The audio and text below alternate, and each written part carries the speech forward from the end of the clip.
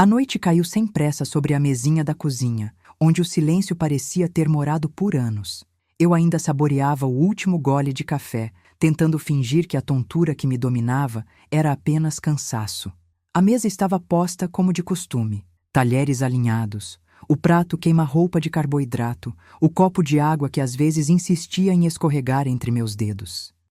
Mas quando a primeira faísca de mal-estar atravessou meu peito, tudo ganhou outro peso, uma gravidade súbita que me puxava para dentro de mim mesma. Era como se o ar tivesse ficado denso, cada respiração exigindo mais esforço do que a anterior. Eu tentei rir, tentei falar, tentei manter a conversa em vias normais, mas as palavras estavam falhando, como se alguém tivesse apertado o botão de pausa no meu próprio corpo. Meu marido, sentado do outro lado da mesa, olhava para mim com um cuidado quase clínico, como quem observa o funcionamento de uma máquina antiga que não se quer admitir que esteja falhando. Ele repassava os acontecimentos do dia com uma calma que me soava estranha, o tipo de calma que não combina com o que eu sentia correndo nas veias. Quando encostava o garfo na boca, o som parecia ensurdecedor. Cada crocância, um lembrete de que eu não estava bem, que algo invisível se abria caminho por dentro.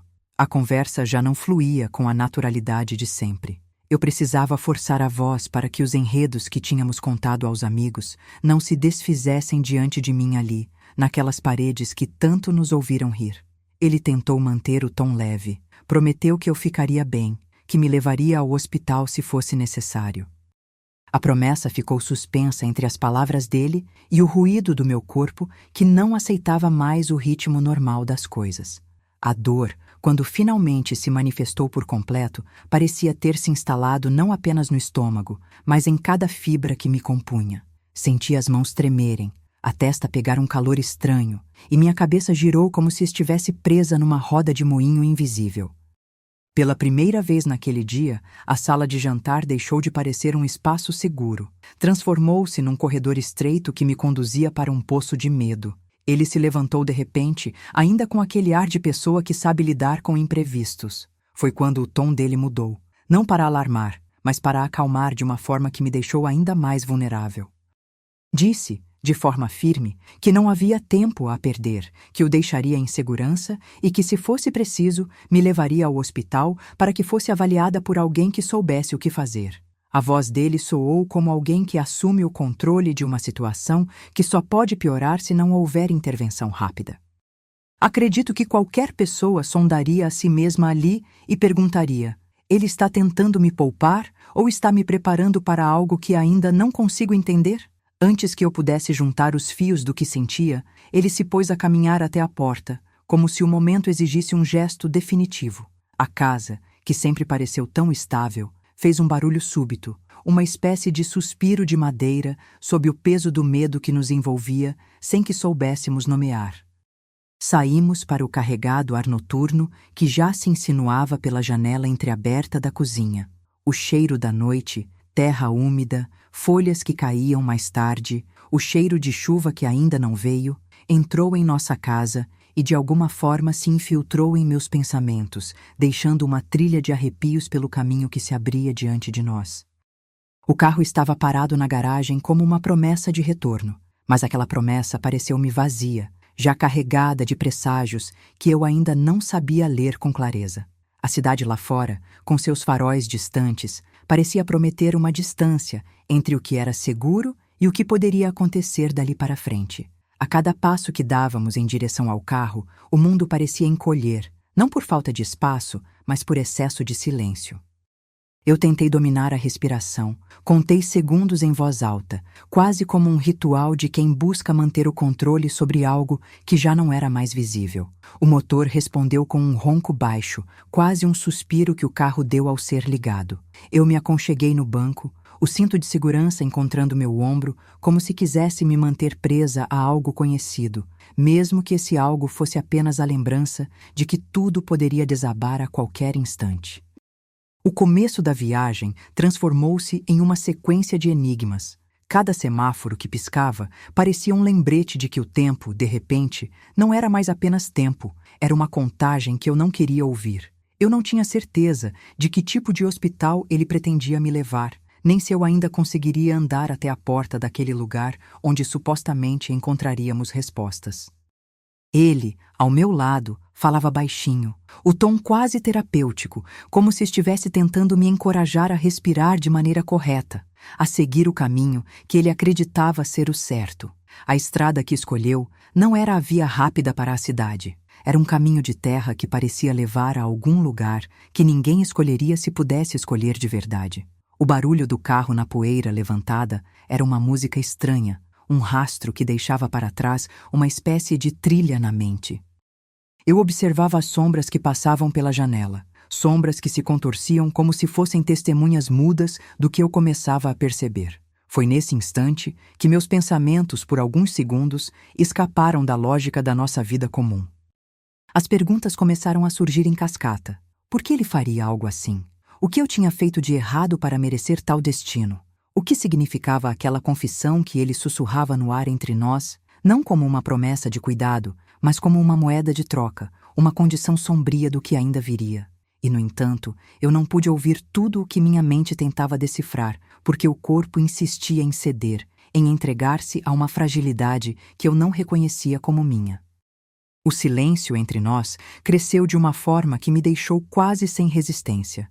Não era apenas a ausência de palavras, era a presença pesada de algo não dito, uma verdade que girava ao redor do que eu poderia fazer para me manter viva, ou simplesmente para entender o que estava acontecendo.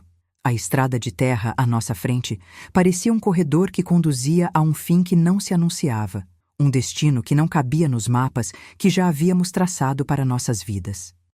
E então, de forma abrupta, ele parou o carro em meio ao nada, na margem de uma estrada que parecia ganhar contorno apenas naquela noite. Ali, no instante que pareceu adiar o tempo, ele voltou a falar, com uma candura que me desarmou por um momento. Ele afirmou, com uma naturalidade que parecia cruel, que o que eu tinha comido não era apenas comida, que havia algo invisível nele que eu não deveria ter provado, e que eu tinha pouco tempo para agir, para me afastar do que quer que estivesse dentro daquilo que eu tinha levado à boca. A voz dele era baixa, como quem compartilha um segredo que não deveria existir, e as palavras dele cortaram o ar entre nós com uma precisão que me fez estremecer por inteiro. Eu não sabia se era truque ou se a vida que eu conhecia acabava ali, em meio a uma noite que não parecia ter fim. Foi então que a sensação de liberdade que a noite ainda oferecia se desfez, substituída por uma urgência que me apertou o peito com o peso de uma sirene invisível. A cada batida do motor, a cada respiração ofegante que eu tentava manter, a ideia de que tudo poderia terminar ali, naquele veículo estacionado no meio do nada, ficou mais real. Eu quis gritar, quis dizer que não podia acreditar, que aquela história não cabia na nossa vida de casados, que havia uma linha entre cuidado e crueldade que não poderia ser atravessada sem consequências. Mas as palavras não encontraram caminho, ou talvez não houvesse ninguém do outro lado para ouvi-las, porque o que se aproximava não era uma explicação, era a contagem regressiva de uma hora que poderia apagar tudo o que eu havia sido até aquele instante. O mundo começou a girar com menos inclinação a cada segundo que passava. O ar ficou mais pesado, como se a atmosfera tivesse decidido não permitir que eu respirasse com facilidade, que eu precisasse de mais esforço apenas para manter a vida em equilíbrio dentro de mim. Eu tentei fixar o que eu podia ainda ver, o brilho das lâmpadas que distorciam minha visão, a linha do horizonte que parecia recuar cada vez que eu piscava, a voz dele que se repetia de uma forma quase ritualista. E, no meio disso tudo, a certeza de que alguém tinha tomado o controle de algo que eu julgava seguro, de que a noite estava tecendo uma rede que eu não conseguia desvendar sozinha. A pele da minha mão tremia contra o tecido do casaco, e o casaco, por sua vez, parecia se colar à minha pele como se quisesse me proteger de uma compreensão que ainda não era capaz de aceitar por completo. Eu me agarrei à memória de dias que já tinham terminado, a risos compartilhados na cozinha, a banalidade de fechar a porta da casa após uma noite comum. Tudo isso me pareceu de repente tão distante e, no fundo, tão essencial, que me foi doloroso perceber que, para além daquilo, havia um segredo perigoso cintilando na sombra. Um segredo que não deveria existir, que não caberia numa vida tão simples, tão previsível. E foi nesse espaço entre o que era real e o que eu não ousava acreditar que a noite começou a mudar de tonalidade, não apenas ao redor de nós, mas dentro de mim. Mas então, a noite parecia ter engolido a cidade inteira, deixando apenas o som do meu próprio respirar atravessando a garganta como vidro gasto. Eu me afastei da linha onde o carro parara, cada passo no acostamento mordido pela areia e pela poeira que se ergueu sob minhas solas. O mundo em volta era um quadro distante, o farol de uma casa piscando, uma árvore que parecia incline de cansaço, o eco do motor ainda soando longe, como se Quelquixose tivesse me seguido sem pedir licença. O título da noite ainda não havia sido escrito. Eu, porém, já carregava a palavra que ninguém quer ouvir, envenenada. Meu corpo respondeu com atraso, a cabeça girava, a boca secava e um sabor metálico tomou conta da língua. O que eu havia comido parecia ter se agarrado às veias como um visitante ilegítimo, uma sombra que não iria embora, apenas porque eu desejasse. O relógio da minha mente, esse relógio invisível que governa cada segundo, começou a marcar uma contagem insistente. 30 minutos. Eu ouvi, não em voz alta, mas dentro de mim, o sussurro que ele deixara no ar antes de me deixar sozinha na beira da estrada. Você tem pouco tempo. Saia do carro, agora. A primeira coisa que tentei foi mover os pés, ainda que a cada passo o chão parecesse afastar-se sob mim, como se eu estivesse caminhando dentro de água. A noite tinha um peso específico, aquela densidade que faz a pele pedir mais ar do que os pulmões conseguem entregar. O ar fedia a terra molhada e a chuva que não veio, a folha que se desprende de uma árvore que não sabe para onde cair. Fiquei aterrorizada com o silêncio que me rodeava, sem o ruído do motor, sem a voz dele quebrando a quietude com aquela calma que parecia gelar a pele. O que ele pretendia de mim, afinal, além de me fazer entender que o tempo era meu inimigo? Não havia sinal de vida perto, apenas o longínquo ranger de galhos ao vento. Meu mundo externo parecia ter recuado para me obrigar a encarar o que, até então, continuava escondido dentro de mim. A possibilidade de estar a 20 segundos de algo que não deveria existir, a possibilidade de que a noite estivesse carregando uma verdade que eu ainda não ousava pronunciar. E, no entanto, minha mente, que ainda tentava manter algum fio de raciocínio, começou a vasculhar lembranças. A risada do meu marido durante o jantar, a textura do molho que parecia ter ganhado uma físia diferente, o jeito dele, quando fala baixo, de tornar a sombra mais presente que a luz. Tudo isso se alimentava da dúvida que o medo plantou em meu peito. E se ele tivesse planeado tudo desde o começo? Foi então que o medo ganhou uma nova forma de voz, uma insistência que se aproximava como passos de alguém que caminha na sombra ao seu lado. O que parecia ser apenas uma fuga da casa transformou-se em uma tentativa de encontrar um abrigo onde o tempo poderia desacelerar.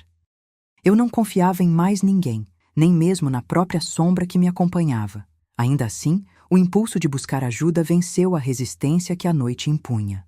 Avancei em direção a uma luz distante, um ponto de casa que surgia como uma promessa quebrada de proteção. E lá encontrei o que restava da humanidade da cidade. Uma janela acesa, uma porta entreaberta, campainha que não soava há dias. O caminho até aquela casa era uma linha traçada com cuidado entre o impulso egoísta de me manter em movimento e o instinto de me esconder na segurança de qualquer lugar que não fosse a escuridão. Cheguei à porta com as mãos trêmulas, a pele pintada de poeira e suor, a respiração entrecortada. A mulher que abriu a porta parecia ter visto muitas noites como aquela, o semblante marcado pela curiosidade e pela cautela. Eu mal conseguia articular o que precisava. Ajuda! Alguém que pudesse me dizer se ainda havia tempo para sair dessa noite inteira. Ela me olhou, avaliou o meu desespero e, sem fazer perguntas, abriu espaço para que eu entrasse, fechando a porta atrás de mim com um peso que não era apenas o de madeira, mas de segredo. Dentro, a casa cheirava a tranquilidade antiga. Uma coifa que ainda lembrava o fumo de uma sopa queimada, toalhas de alguém que já não acredita mais no acaso e o silêncio de quem aprendeu a não perguntar demais. A mulher me conduziu até a sala de estar, pediu que eu me sentasse e chamou o marido, que apareceu na porta com a expressão de quem acorda de um sonho que não quer lembrar. Fiquei ali, entre o desejo de permanecer ocultada e a necessidade de dizer a verdade, de gritar, de exigir explicação. O homem que chegou diante de mim carregava a calma de quem sabe que o pior já aconteceu, mas não quis admitir que ainda poderia acontecer. Ele abriu a boca para falar, mas o que saiu não foi uma explicação, foi um silêncio pesado que pesou sobre a sala inteira. Enquanto a mulher conversava em voz baixa com o marido, eu prestava atenção aos mínimos sons: o tilintar de um relógio que não é meu, o arrastar de uma cadeira, o pensamento irritante de que o tempo ainda poderia ser vencido. A contagem de 30 minutos, que parecia ter começado no interior do meu peito, transformava cada segundo em uma arma apontada para o meu destino. Eu tentava não respirar tão profundamente, a fim de não agravar o mal-estar que já me rondava. Ao mesmo tempo, cada respiração era uma lembrança de que eu ainda estava ali, ainda lutando para não me tornar apenas uma história para ser contada amanhã. Foi quando o homem se aproximou, a voz dele baixa, com aquela cadência de quem sabe que o tempo pode ser ainda mais cruel do que a própria crueldade. Ele disse, sem rodeios, que não havia ninguém além dele para me salvar daquilo que eu havia se colocado, que minha única saída era não ceder ao pânico, não permitir que a dor tomasse corpo inteiro, que eu precisasse me afastar de tudo que pudesse estar contaminado, do que comi, do que bebi, do que me fez ficar assim. Em meio àquelas palavras, o mundo começou a descrever uma linha tênue entre proteção e ameaça, entre cobrir com as mãos o meu próprio rosto e aceitar que a noite não seria apenas uma passagem, mas uma sentença. A cada passo que eu dava, a contagem de tempo gritava mais alto na minha cabeça. O silêncio da casa parecia me observar, como se cada átomo de ar carregasse uma pergunta sem resposta. Até onde eu poderia ir para me manter viva? E, no entanto, quando a primeira lágrima insistiu em rolar pela minha face, percebi que não era apenas o medo que me puxava para a frente. Era a vontade de resistir, de não ceder ao destino traçado por alguém que jurava me amar e, ao mesmo tempo, me colocava diante de uma escolha impossível: confiar ou fugir. O que viria nos próximos minutos, eu não sabia. Só sabia que, se o relógio ainda funcionava, eu ainda tinha voz para exigir meu direito de sair dessa noite sem que a minha história fosse escrita com o termo definitivo: vencida. E assim, entre o calor das lajes invisíveis da sala e o frio do mundo lá fora, o peso da palavra envenenada continuou a bailar entre nós. Mas no instante em que a porta se abriu para o que parecia ser uma madrugada que só começava, uma coisa ficou clara. A noite não terminaria ali, nem com a minha morte, nem com a explicação que todos esperavam ouvir.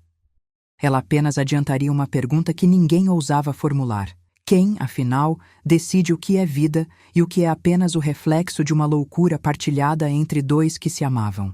E, a partir dali, o que eu faria para manter minha própria história viva, mesmo que o mundo inteiro insistisse em encerrar o capítulo antes que a página pudesse respirar? O risco carregado do que eu sabia já não cabia mais na minha pele. Parecia se tornar uma presença tangível, como se pudesse respirar junto comigo. A porta fechou atrás de mim, e a sala recebeu meu peso com um silêncio que parecia medir minha cada suspiro. Ana, a mulher que abriu, não fez perguntas rápidas nem insistentes.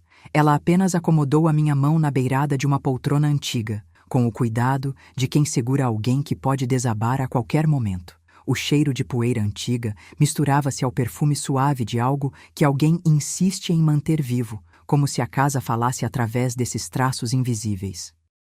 O marido dela, Miguel, apareceu na moldura da porta da cozinha, segurando uma xícara com uma calma que me cortou a respiração. Não havia desespero em seus olhos, apenas uma espécie de tranquilidade que não parecia natural diante do que eu carregava. "Vamos sentar", disse Ana, afastando a cadeira com delicadeza, como quem sabe que o chão sob meus pés ainda pode ceder. Eu tentei sorrir, ou pelo menos parecer quem ainda era, mas a tontura raspou meu rosto com a mão fria de quem está prestes a desabar. Miguel aproximou-se sem fazer ruído, pousando a xícara ao lado de Ana como se fosse um objeto de valor que não pode ser movido sem cuidado. O silêncio entre nós cresceu, não como vazio, mas como uma coisa viva que observava cada movimento meu, cada respiração que eu tentava não deixar escapar com gestos desajeitados.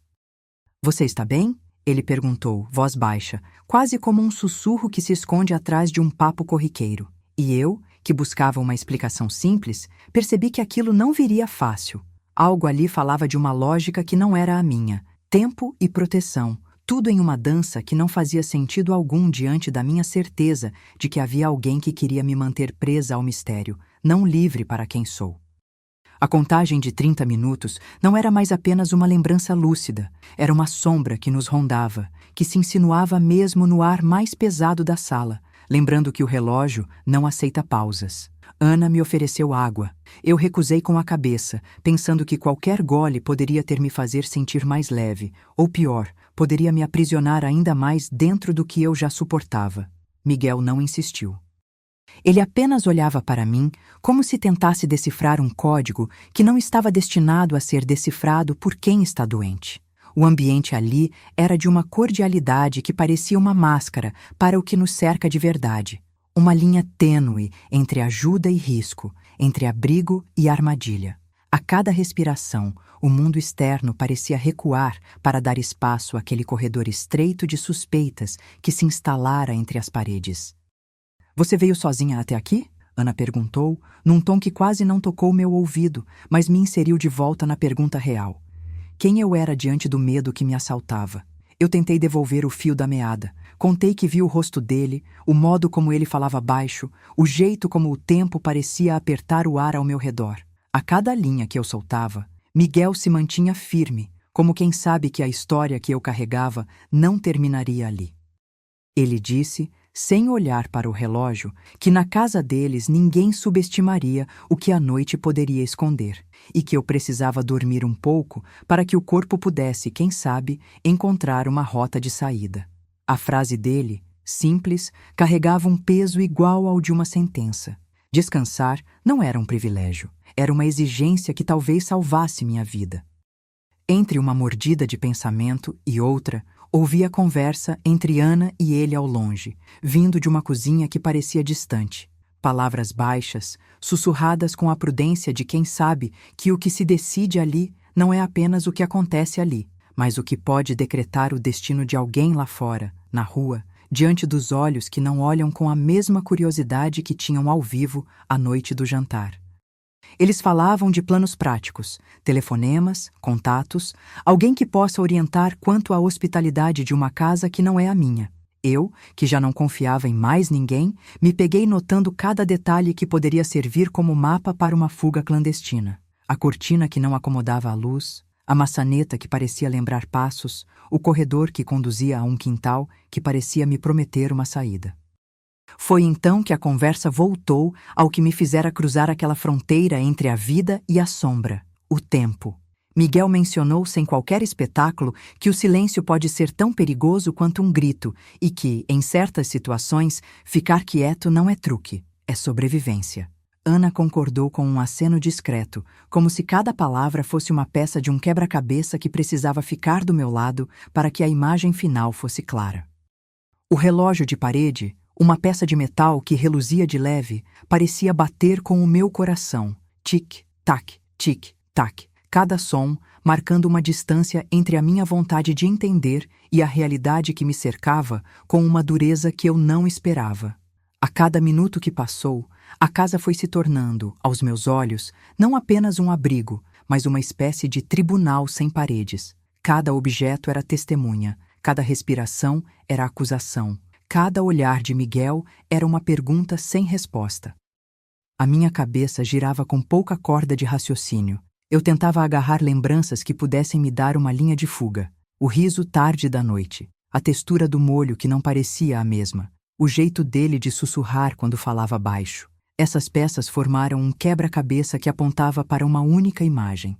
Alguém tinha manipulado o que eu comera, e o medo de permanecer ali era maior do que o medo do que pudesse acontecer à frente. Perto da lareira acesa, Ana aproximou-se de mim com uma xícara de chá morno, uma bebida que poderia acalmar o estômago ou despertá-lo ainda mais para a verdade. Eu aceitei por educação, sem expectativas de que aquilo fosse uma cura milagrosa, apenas para ganhar mais alguns minutos sem a sensação de estar pendurada no fio de uma queda. Miguel permaneceu ao lado, vigilante, como se o espaço entre a entrada e a saída de casa fosse uma linha que não deveria ser cruzada sem consentimento dele. E, enquanto o calor suave do chá me envolvia, a contagem de tempo continuou, não como um número, mas como uma lembrança cortante. Ainda restavam alguns minutos para que a noite pudesse se revelar por completo, ainda que eu não tivesse certeza se queria que ela mostrasse tudo o que tinha para mostrar. No final, quando Ana se afastou para falar baixo com Miguel, deixei meu corpo pesadamente ali, reconhecendo que minha única chance de manter alguma parte de minha história eram meus próprios passos. Não havia um caminho claro ainda. Apenas a possibilidade de sair daquela sala sem que a verdade me arrancasse pela metade. A noite era uma presença que atravessava a casa, o corredor, a pele. E, enquanto o relógio marcava o que restava, percebi que não havia mais perguntas que pudessem ser respondidas ali sem colocar alguém em risco. A cada respiração, meu instinto gritava para eu tentar encontrar uma porta de saída, uma fresta pela qual eu pudesse me libertar do que ele havia criado, uma trama em que eu era apenas uma peça móvel, movida pela vontade de alguém que afirmava me amar, mas que tinha feito do amor uma arma. E naquela casa quieta, eu finalmente compreendi que minha luta não era só contra o veneno invisível, mas contra o silêncio que me prendia, contra o medo de que a noite não terminasse com uma explicação, mas com a conclusão de que eu não iria sobreviver ao que ele escolheu chamar de proteção. A casa parecia ter virado um palco estreito, onde cada gesto carregava uma responsabilidade maior do que a simples gentileza de hospedar alguém que parecia à beira do naufrágio.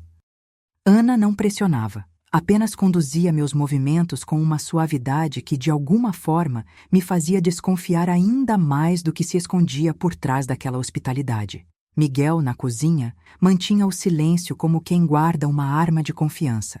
Ele não falava alto, mas cada olhada dele pesava como um veredito. Ana me levou até a sala de estar, onde uma poltrona antiga esperava, com o tecido gasto, o peso de centenas de conversas não ditas. O chá morno que me ofereceu parecia uma tentativa de trazer o corpo de volta do abismo para o chão tadamente estável da casa. Eu bebi porque não havia outra escolha, porque a garganta insistia em pedir algo que não fosse mais água fria. O vapor subia em círculos tênues e, por instantes, o mundo pareceu reduzir-se a esse círculo de calor que tentava derrubar a culpa que me apertava o peito. Miguel ficou próximo, ainda que sem se aproximar demais, como quem sabe que o espaço mínimo pode evitar que o segredo se espalhe. Ele repetiu, em voz baixa, que a doença invisível que me assombrava exigia cuidado, que meus passos precisavam ser lentos e previsíveis. Ana, em uma cadência quase musical, alinhavou planos simples e práticos, contatos de médicos confiáveis, organização de transporte médico, um poema silencioso de ações que, na cabeça dela, poderiam me devolver a autonomia, sem que o medo me esmagasse de vez. Enquanto eles falavam, a minha mente cruzava as bordas da sala, procurando por frestas onde o tempo pudesse escapar. Lembrei do molho que tinha me deixado inquieta, do jeito que ele falava baixo, como se cada palavra tivesse sido um cordão que prendia um segredo à minha garganta. A cada frase, o tempo parecia encher a sala, fazendo de cada segundo um obstáculo a ser vencido, para que eu pudesse respirar de verdade, sem o peso de uma decisão impossível pesando sobre meus ombros. Ana sugeriu que eu me deitasse por alguns minutos, para que o corpo pudesse recolher forças e a mente, talvez, encontrar uma linha de fuga que não fosse tão visível. Miguel concordou, sem pressa, como quem sabe que pressa é inimiga do plano. Eu sentei, mas não consegui ficar quieta. A tontura insistia em rondar. O cenário parecia girar um pouco mais a cada piscada. O relógio na parede parecia respirar comigo. Tic-tac, tic-tac, como se cada som fosse um lembrete de que o tempo era meu único aliado ou meu carrasco. Foi então que, quase sem aviso, a conversa tomou um rumo mais direto, não de cura, mas de realidade crua. Ana me perguntou se eu confiaria em alguém de fora para acompanhar os próximos passos, alguém que pudesse vigiar meus movimentos sem que a casa soubesse.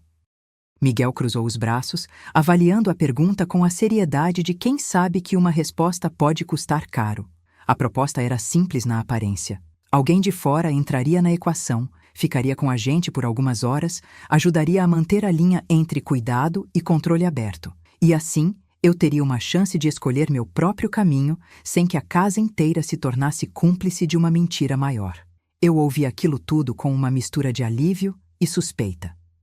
O alívio porque a ideia de ter alguém neutro, alguém que não estivesse envolvido no segredo entre nós, fazia o peso parecer menos esmagador. A suspeita surgiu rapidamente. Quem, afinal, estaria disposto a colocar-se entre mim e o que quer que estivesse tomando forma naquele episódio? E o tempo continuava a correr, ainda que de modo sutil, como se a própria noite fosse um relógio que só mostra o que quer quando entende que estamos prontos para encarar. A reunião de decisões ficou suspensa por um momento. A casa parecia respirar comigo, cada janela sussurrando uma possibilidade, cada porta lembrando que ali eu ainda poderia sair. E mesmo diante da promessa de ajuda externa, a pergunta que não queria calar voltou a meu interior. Existia realmente alguém capaz de me proteger sem transformar minha fuga em uma derrota anunciada? Enquanto Ana e Miguel trocavam gestos contidos, eu me perguntei se, no fim, a única proteção que restava era a de escolher sozinha o momento em que eu me afastaria do que havia sido construído ao meu redor. O corredor, que antes parecia apenas o caminho para o quarto, tornou-se agora um símbolo da decisão que se aproximava. Eu senti o peso do veneno não como uma substância que poderia ser detectada de imediato, mas como uma dúvida que poderia me prender em um feitiço de silêncio. Se houvesse uma hora marcada, eu precisava descobrir não apenas como me manter viva, mas como começar a escrever minha própria história novamente, ainda que a sala, a casa e as pessoas ao redor continuassem a falar uma língua que não era a minha. E ali, entre o calor falso do chá e o frio que parecia atravessar a espinha, a minha decisão começou a se formar em silêncio. Não era uma fuga dramática, nem uma saída demonstrativa. Era um passo mínimo, uma escolha pequena que, tomada no tempo certo, poderia me devolver o controle que a noite quis me arrancar. Eu olhei para Ana, depois para Miguel e, sem palavras, indiquei que estava pronta para ouvir. O que viria nos próximos minutos dependia de mim tanto quanto deles. E, se o relógio ainda pudesse ser contado a partir do meu próprio pulso, eu sabia que aquele seria o momento em que eu começaria a andar de novo, mesmo que cada passo ainda pesasse como se eu carregasse o peso de uma casa inteira nas costas. A campainha tocou com a delicadeza de quem não quer acordar ninguém com força, e eu soube que o momento em que a casa pararia para respirar havia chegado. Alguém de fora entraria na equação que até então eu tentava decifrar sozinha. Hannah abriu a porta com aquele cuidado de quem sabe que o espaço entre hospitalidade e invasão pode ser apenas um fio. A mulher que entrou tinha a presença de quem não teme revelações. Cabelo grisalho puxado para trás, olhar calmo, mãos que pareciam ter visto muito sem perder a firmeza. Ela se apresentou como Carolina, enfermeira de plantão indicada por uma amiga de Ana, alguém em quem a confiança ainda resistia ao peso dos segredos que nos cercavam. Carolina não começou com perguntas finais. Fez perguntas simples, curiosas, como quem reconstrói um mapa a partir de pegadas no chão. Observou meu rosto, leu a cor das minhas pálpebras, o tremor suave das mãos, a forma como minha respiração se prendia em cada suspiro. Em poucos minutos, a atmosfera da sala mudou. Não era mais apenas o lar que nos protegia. Era um palco onde a verdade poderia deixar de ser sussurrada para se tornar prova. Ana apertou a boca em silêncio. Miguel cruzou os braços de modo quase ritual, e eu, que já me acostumei a medir cada gesto, soube que ali precisava escolher entre confiar naquilo que eu ainda não entendia ou fingir que tudo estava como antes. Carolina pediu para que eu descrevesse o que lembrava ter comido. Eu mencionei o molho, o sabor que parecia ter mudado de tom, o jeito como o tempo entrou em uma curva torta na minha cabeça. Ela perguntou sobre o jantar, sobre as discussões do casal, sobre a minha percepção de que tudo poderia ter sido preparado com a intenção de me manter refém daquela noite. Miguel respondeu aos seus questionamentos com uma voz baixa, embora firme, dizendo que a preocupação era apenas com a minha segurança. Ana, por sua vez, manteve o tom mais suave, como se tentar acalmar uma criança assustada pudesse, de alguma forma, me manter longe do poço que eu pressentia existir sob a superfície da casa. Carolina não apressou nada. Ela pediu que eu permanecesse sentada, que respirasse devagar, que me permitisse ouvir a sugestão que ela traria sem pressa. Ela aproximou uma cadeira da minha, sentou-se ao meu lado e, com uma voz que parecia acompanhar o meu próprio pulso, explicou que, em casos assim, a presença externa poderia evitar que a situação se tornasse uma teia ainda mais pegajosa. Não é para criar medo, é para restaurar um equilíbrio, disse ela, olhando para cada um de nós, como se esperasse que um deles enfim pudesse dizer a verdade que eu ainda temia pronunciar. Ela detalhou o que poderia ser feito nos próximos minutos. Um monitoramento simples, checagens periódicas, a possibilidade de contato com o serviço de emergência caso os sintomas se intensificassem, a retirada de utensílios da cozinha para evitar qualquer contato com o que tivesse ficado na pasta do molho. Falou em termos práticos, quase médicos, mas não frios. Cada frase carregava a esperança de que aquilo poderia devolver a mim a sensação de ter escolhas. O peso da decisão, permanecer imóvel ou permitir que alguém de fora tomasse decisões por nós, pesou com mais força do que a própria intoxicação invisível que me assombrava. Durante esse intervalo, a casa pareceu ouvir nossa conversa, cochichando através das paredes, como se cada palavra fosse uma sonda que pudesse encontrar um caminho para revelar o que de fato acontecia naquela noite. Carolina pediu que eu fechasse os olhos por alguns segundos, que deixasse que a sombra daquele quarto me dissesse onde começar a respirar de novo. Quando abri novamente, senti que meu corpo já tinha escutado mais do que minha mente ousava registrar. A tontura parecia menos agressiva, não por ter ido embora, mas por estar finalmente sendo nomeada pela palavra de alguém que não era eu. Ao final da pequena reunião, Carolina deixou claro que a porta estava entreaberta para que eu pudesse sair, em caso de qualquer sinal de que não conseguiria ficar. Ela olhou para Ana e Miguel com uma frieza que não era hostilidade, mas uma linguagem de quem sabe que segredos, se contados, mudam tudo. O silêncio voltou a ocupar a sala, pesado, quase físico, mas com uma qualidade diferente. Não era apenas o peso do veneno invisível. Era o peso de uma decisão que poderia redefinir quem eu seria ao acordar no dia seguinte.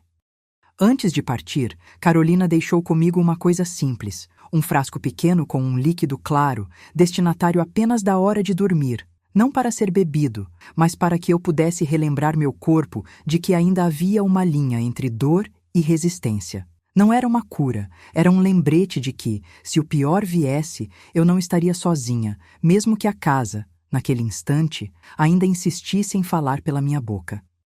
Quando a porta se fechou atrás de Carolina, a sala mergulhou de novo em seu silêncio cuidadoso. Ana respirou fundo e repetiu que tudo o que estava sendo feito era para me devolver a autonomia, para que eu pudesse sair dali com a dignidade de alguém que não se rende ao medo apenas porque ele se apresenta sob a luz do luar. Miguel, sem olhar para mim, apenas acenou com a cabeça, como se uma resposta importante tivesse encontrado o seu lugar dentro de um quebra-cabeça que ele finge não ser seu. Eu, por dentro, senti uma pequena chama de decisão acender. Não era mais apenas sobreviver à noite. Era escolher como eu iria atravessar o corredor que ainda me separava do mundo lá fora. A promessa de uma madrugada em que minhas pernas, cansadas, pudessem finalmente levarem-me à porta, sem tropeçar no próprio destino, ganhava peso a cada batida do meu coração. E então, sem pressa, sem ruídos que perturbassem a cidade adormecida, eu me permiti imaginar a saída, não como fuga, mas como retorno a uma vida que havia sido interrompida por uma sombra que não era apenas veneno, mas segredo. O silêncio voltou a ocupar cada canto da sala, como se a presença externa que Carolina trouxera com ela tivesse deixado apenas uma sombra que ainda precisava de tempo para se dissolver. A enfermeira havia falado com uma paciência que quase parecia música, repetindo os passos com uma cadência que convidava ao descanso sem prometer cura. Ana suspirou. Miguel inclinou a cabeça como quem admite que o caminho não é simples, e eu, com a precisão de quem aprendeu a medir o próprio pulso para não desabar, deixei o frasco pequeno repousar sobre a mesa, borbulhando apenas com a memória do que poderia acontecer caso o pior viesse. Carolina não chegou a exigir nada. Fez perguntas simples. Observou com olhos que viam além da pele cansada. Foi assim que a noite revelou, por entre as palavras contidas, a verdade de que a proteção não precisava vir apenas de quem está ao nosso lado, mas também de quem pode ficar de fora, olhar sem se deixar envolver pela culpa alheia e, ainda assim, manter a linha reta entre o cuidado e a condenação. Ela descreveu o que seria feito nos próximos minutos: monitoração discreta, checagens periódicas, um contato de emergência caso os sinais de intoxicação retornassem com mais força e a retirada de objetos que pudessem servir de ferramenta para que alguém manipulasse o que eu havia colocado na boca. Eu ouvi, e cada frase parecia abrir uma fresta no meu interior, uma fresta que poderia se tornar uma porta de saída se eu tivesse coragem suficiente para atravessá-la. Enquanto Carolina falava, a minha mente repetia os momentos em que tudo parecia ter sido preparado para me prender. A textura do molho que não fazia mais sentido, as palavras dele que desciam na sala como se fossem um ritual, a ideia de que o tempo era um véu entre a minha vida anterior e a noite que nos cercava. A cada detalhe, a cada respiração, o medo se transformava em uma força que eu ainda não sabia usar, não como arma, mas como bússola, apontando para o norte da minha própria decisão. Ana, em silêncio, acenava com a cabeça a cada ponto, como se estivesse compondo uma partitura de ações que não deveriam se tornar uma única narrativa, mas sim um conjunto de escolhas que poderiam me devolver o controle sem que eu precisasse pagar com a minha verdade. Miguel, contido, mantinha os olhos nos meus, não para vigiar, mas para lembrar a si mesmo que ali também havia alguém que respirava junto comigo, alguém que precisava permanecer firme para que a casa pudesse permanecer em pé sem transformar a minha fragilidade em uma prova de culpa. O peso da culpa, no entanto, era uma coisa que não se expõe com facilidade. Ele se acumula em silêncio, como quem guarda uma porta de ferro que pode ou não se abrir diante do menor ruído. Foi então que Carolina trouxe a mão à minha frente, não para tocar, mas para indicar uma distância segura entre a curiosidade e a lealdade. Ela me entregou o que restava da minha autonomia em forma de escolha, ficar ou partir. Disse, com a suavidade de uma pessoa que já viu o que a sombra pode fazer, que a decisão não precisava ser anunciada no momento, que eu poderia respirar, descansar, observar, enquanto a noite, em sua própria língua, revelava se eu tinha condições de manter o passo. O que você precisa é de tempo com você mesma, ela repetiu, para ouvir a sua própria voz, sem que a casa fale por você. O tempo, sempre presente, parecia se desdobrar em várias camadas ao mesmo tempo. Havia o tempo da contagem de segundos, aquele que ainda rondava o meu peito desde o jantar na casa de Ana. Havia o tempo da noite lá fora, que se arrastava com passos lentos, como se o mundo inteiro tivesse esquecido a pressa. E havia o tempo que Carolina escolhia para agir. Um tempo que não era meu, mas que eu ainda precisava aceitar como parte do meu caminho de próxima saída. Eu fechei os olhos por um instante, permiti que a respiração ganhasse uma cadência mais lenta, e contei mentalmente até 10, até 30, até o ponto em que calma e medo se confundem e se tornam, de algum modo estranho, uma força que pode guiar. Quando abri os olhos de novo, a sala parecia ter dissolvido a tensão que ainda pairava no ar. Carolina soltou um suspiro baixo. Ana permitiu-se um sorriso quase imperceptível, e Miguel apenas assentiu com uma firmeza que naquele momento parecia espécie de juramento. A cozinha, onde antes o silêncio parecia pesado demais para caber, recebeu de volta o eco de passos mais distantes, como se alguém tivesse saído, com cuidado, para não acordar ninguém que ainda estivesse em processo de decisão. Foi nesse ponto que a ideia de sair ganhou forma na minha mente, com a clareza de quem acende uma luz numa sala muito escura. Não era mais uma fantasia, era um plano, ainda que frágil, ainda que envolto em incertezas. Eu poderia sim caminhar pelo corredor que ligava a sala ao destino que eu buscava, a porta que dava para o mundo lá fora. Não era fuga, era retorno. Um retorno que eu precisava para não me perder num labirinto criado por alguém que dizia amar e, ao mesmo tempo, me manter preso. A mão no meu pulso ainda estava ali. A sombra da violência invisível que me amedrontava ainda não havia se dissipado, Mas o peso da decisão já não era tão insuportável quanto antes. Eu levantei levemente os ombros, respirei fundo e, sem pressa, levantei-me da poltrona que me acolhera com aquele tecido gasto que conhecia cada lágrima que ali derramara. Olhei ao redor, como quem faz uma última checagem de tudo que poderia carregar comigo. O frasco escondido na manga do casaco, a lembrança do molho que havia se tornado uma pista, o som da água ainda quente na chaleira que Carolina deixara sobre a bancada, e permiti que o impulso me guiasse em direção ao corredor. O corredor era estreito, a iluminação pendente lançava um halo amarelado sobre o piso de madeira que rangia sob o peso das minhas escolhas. O ar parecia diferente ali, mais próximo daquilo que chamam de verdade, ainda que eu soubesse que a verdade poderia ser mais dura do que qualquer veneno imaginável. A cada passo, o silêncio ao meu redor ganhava densidade, como se as paredes estivessem prendendo a respiração junto comigo. Cheguei ao fim do corredor, onde a porta de saída se apresentava como uma fenda de mundo novo, uma claridade que prometia expulsar o peso de uma noite que parecia ter me prendido num ritual de medo. Foi então que a casa pareceu mexer-se de uma maneira sutil, um sussurro que atravessou o piso de madeira e chegou aos meus ouvidos como uma voz que não era minha, o som de alguém se movendo, alguém que não era Carolina, Ana ou Miguel, alguém que não devia estar ali. A sombra que se formou na parede ao lado da porta não era apenas a minha. Havia outra presença ali, algo que não reconhecia, uma forma de alerta que fez meu corpo se contrair numa curvada de proteção.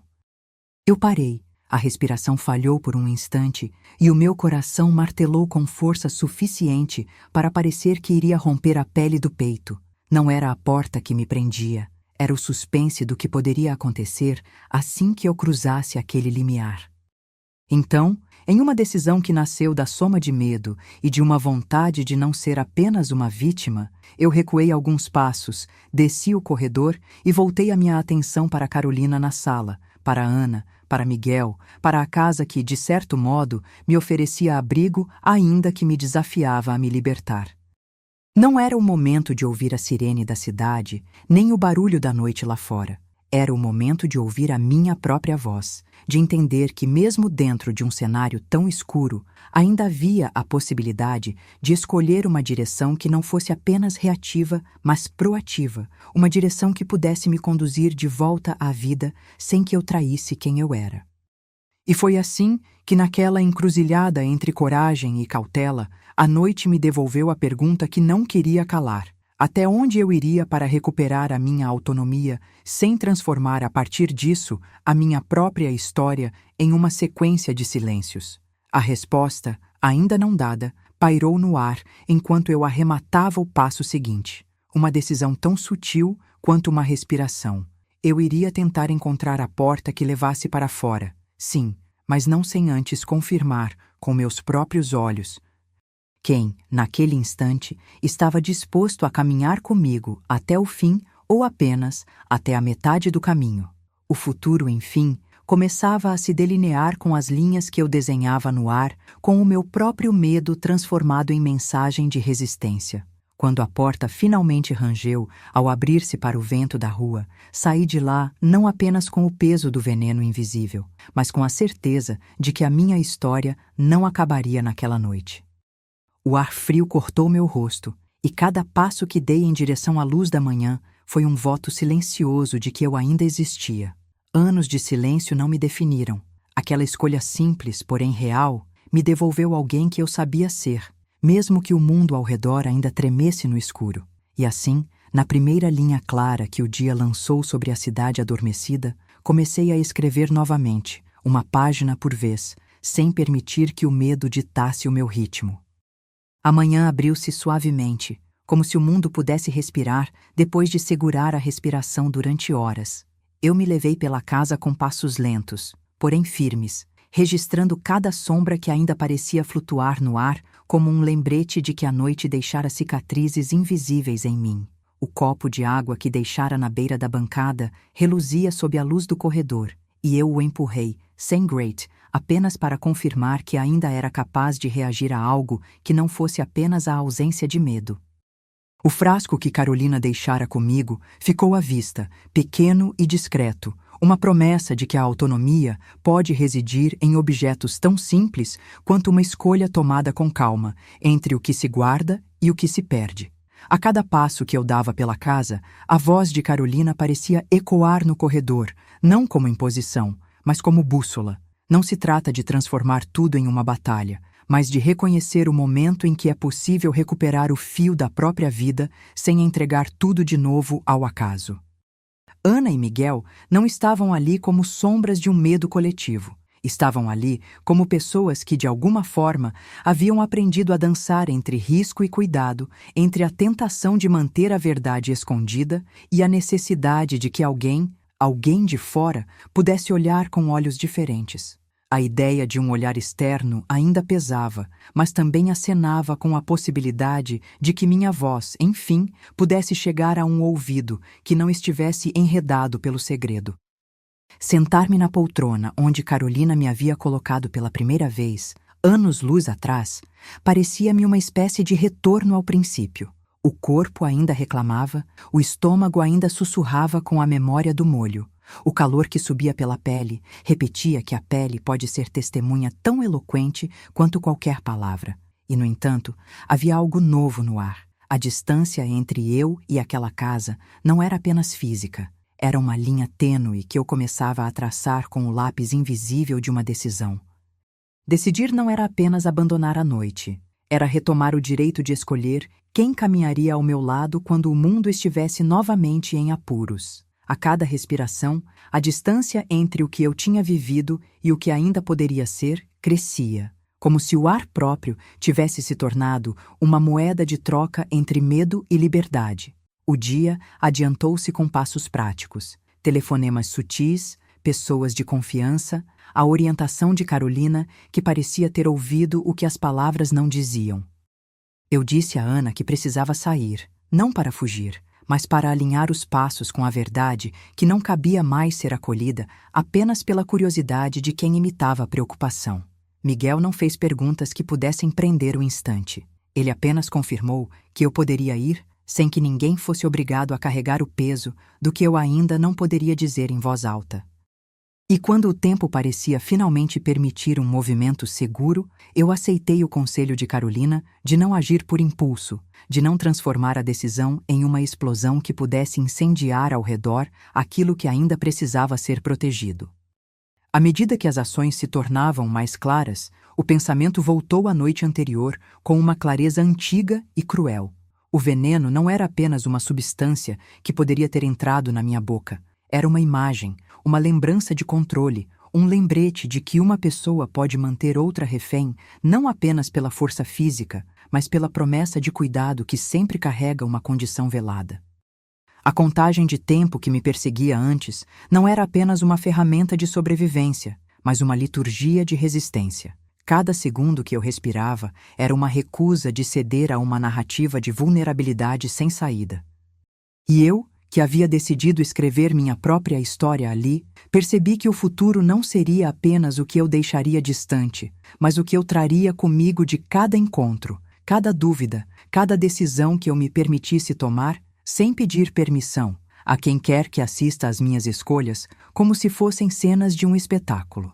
O encontro com Carolina, de início tão técnico, ganhou, com o passar das horas, uma tinta humana.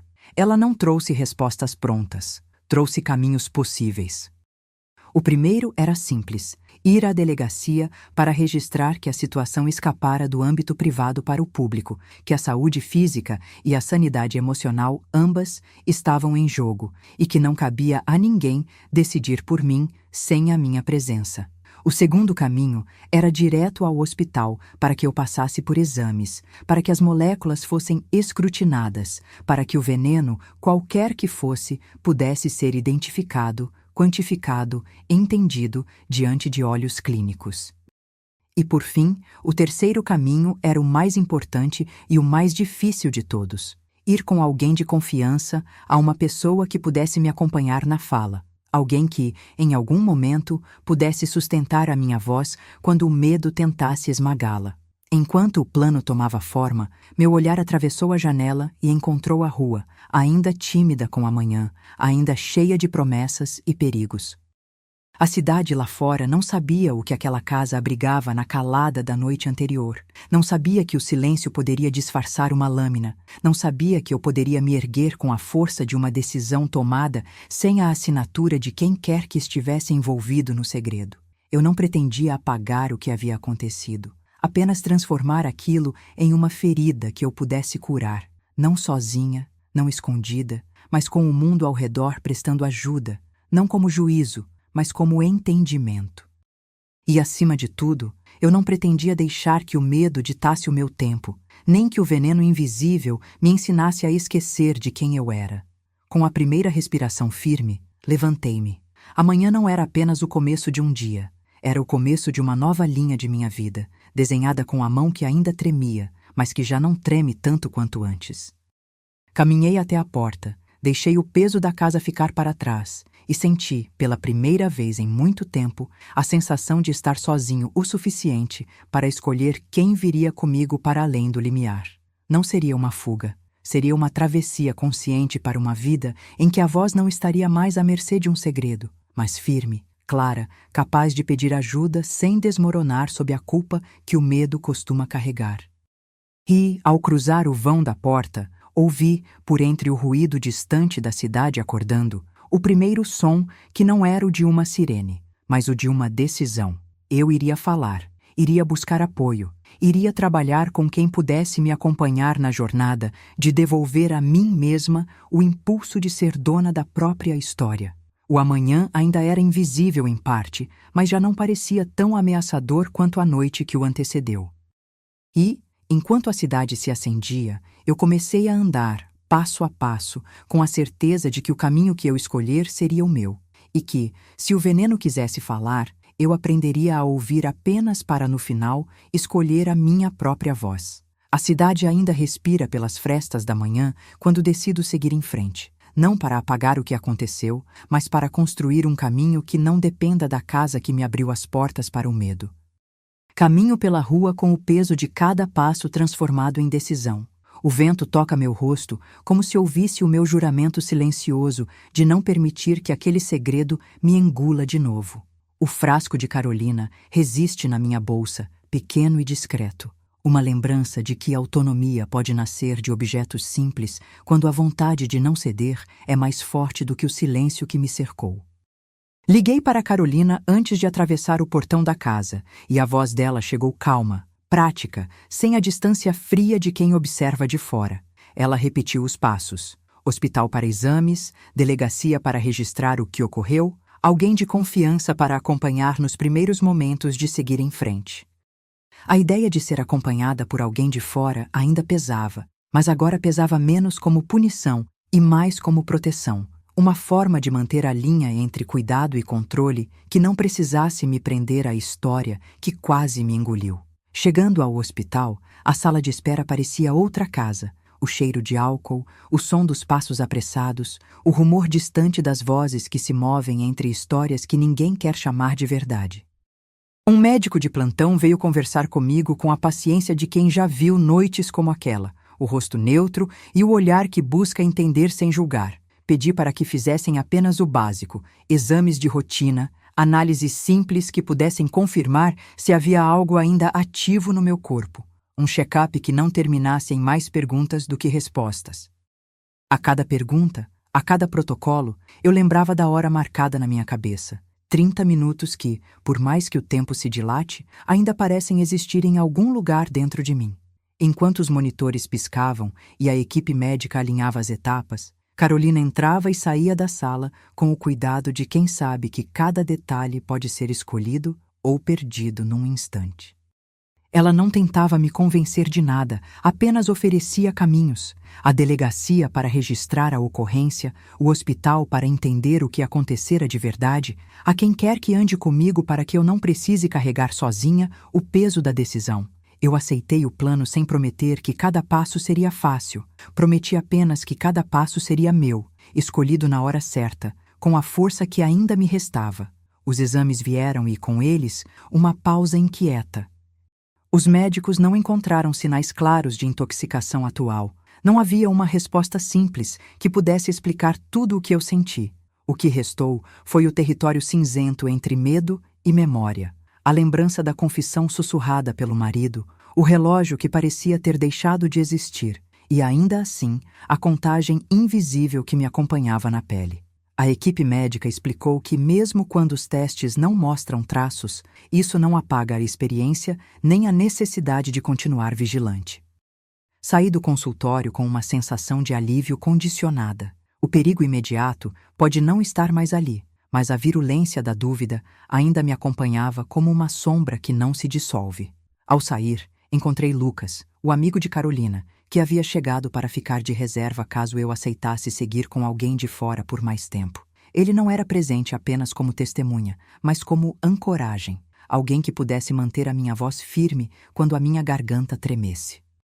Caminhávamos pela avenida, o sol ainda tímido, as lojas ainda fechadas, a cidade revelando-se aos poucos em tons de cinza e promessa. Falei pouco, deixei que o silêncio fosse meu companheiro, como se cada palavra que não disse pudesse se transformar em uma linha de fuga segura. Lucas, atento, apenas assentia, oferecendo presença sem exigir explicações. No retorno para casa, passamos perto de uma praça onde crianças brincavam e velhos contavam histórias em voz baixa. A cena parecia ter sido escolhida pela própria noite para lembrar que a vida continua, que o mundo não para, enquanto alguém decide que a nossa história não deve avançar. Eu observei a minha mão segurando o guidão, o peso do corpo que ainda sentia a marca do que vivi, o bolso onde guardei o frasco de Carolina como se fosse um talismã, não de cura, mas de compromisso com a minha própria memória. Pensei na frase que me acompanhou desde o começo. Não era apenas sobre não ceder ao veneno, era sobre não ceder ao silêncio que o medo impõe. Ao chegar em casa, encontrei Ana e Miguel no salão, não como quem avalia, mas como quem espera que eu escolha meu próximo passo.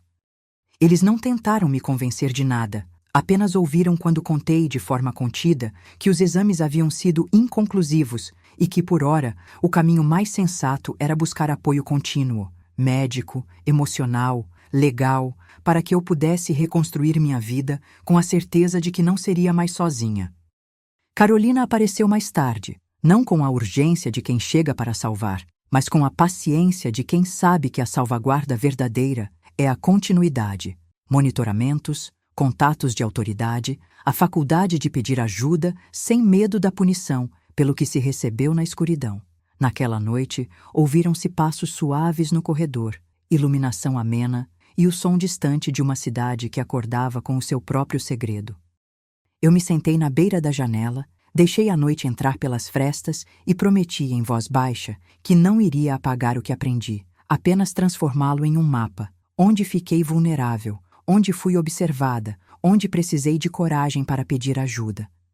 O futuro ainda parecia incerto, mas havia agora uma trilha mínima, um fio de esperança que não descia à sombra, e sim ascendia em direção à possibilidade de uma vida onde minha voz não estivesse mais à mercê de ninguém, nem de um veneno,